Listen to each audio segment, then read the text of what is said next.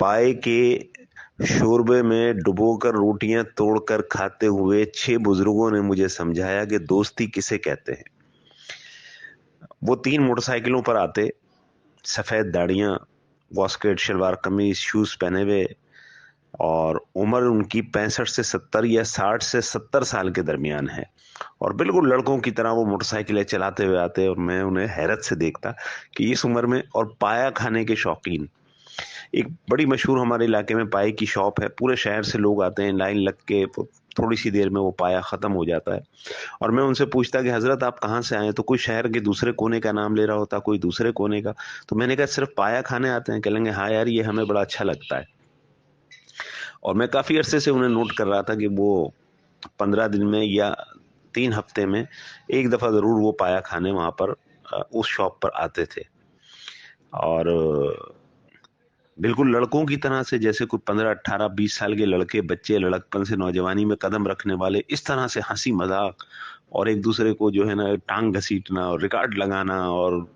بڑے سے اس میں بال میں ڈال لیتے، اور روٹیاں دانت مات تو کسی کے تھے کسی کے نہیں تھے، وہ اس میں ڈالتے، اور وہ اس کے اندر خوب اس کو مکس کر کے جو ہے وہ بہت دیر تک جو ہے وہ اس کو انجوائے کرتے پائے کو، اور اس کے بعد پھر وہ سامنے کوئٹہ کے ہوٹل پہ بیٹھ کے پٹھان کی چائے کی چسکیاں لیتے اور چھڑتے ایک دوسرے کو، پیسوں پہ لڑتے، تو نے پچھلی مرتبہ 20 کم دیے تھے، پورے کر کے دے، پیٹرول کے پیسے بھی نہیں دیتا، تو ہمیشہ ڈنڈی مارتا ہے۔ میں بہت حیرت سے انہیں دیکھتا کہ عمر کے اس حصے میں، اور اتنی محبت ان کے اندر کہ وہ کوئی شہر کے ایک کونے سے لے کر دوسرے کو آ رہا ہے، کوئی دوسرے کہہ لیں گے بھائی وہ موبائل ان کے پاس پرانے زمانے کے۔ میں نے کہا حضرت کیسے کوآرڈینیٹ کرتے ہیں، کیسے اتنی دور سے ایک ہی ٹائم پر آپ یہاں آ جاتے ہیں؟ کہتے ہیں یار بس ہمارا ڈیسائیڈڈ ہوتا ہے کہ اس اتوار کا یہ پروگرام ہے، اور صبح صبح ہمیں جو ہے وہ فجر کی نماز پڑھ کے ہم چل دیتے ہیں، اور صبح ہم یہاں ناشتہ اس پائے سے کرتے ہیں، اور یہ ہماری روٹین ہے، اور ہمیں بڑا اچھا لگتا ہے۔ تو میں نے کہا حضرت دوستی کب سے ہے؟ کہنے لگے یار 5 5 7 7 سال کے ہوں گے جب سے دوستی چلی آ رہی ہے۔ میں نے کہا اتنی مضبوط دوستی کی تو میں نے کہیں مثال نہیں دیکھی، کیسے قائم ہے؟ تو ایک جو ان میں سے لیڈر تھے، ذرا سمجھدار تھے، وہ فرمانے لگے کہ بیٹا دوست سے کبھی جھوٹ نہ بولو، دوستی کبھی نہیں ٹوٹے گی، جتنے برے ہو، کیونکہ یہ بھی ایک ایسا بے حجاب رشتہ ہے دوستی۔ میاں بیوی کا رشتہ بھی بے حجاب ہے مگر بہت نازک ہوتا ہے، سب سے مضبوط اور سب سے نازک، مگر یہ رشتہ ایسا دوستی کا ہوتا ہے جسے ہم خود بناتے ہیں، باقی رشتے سب اللہ کی طرف سے بن کے آتے ہیں،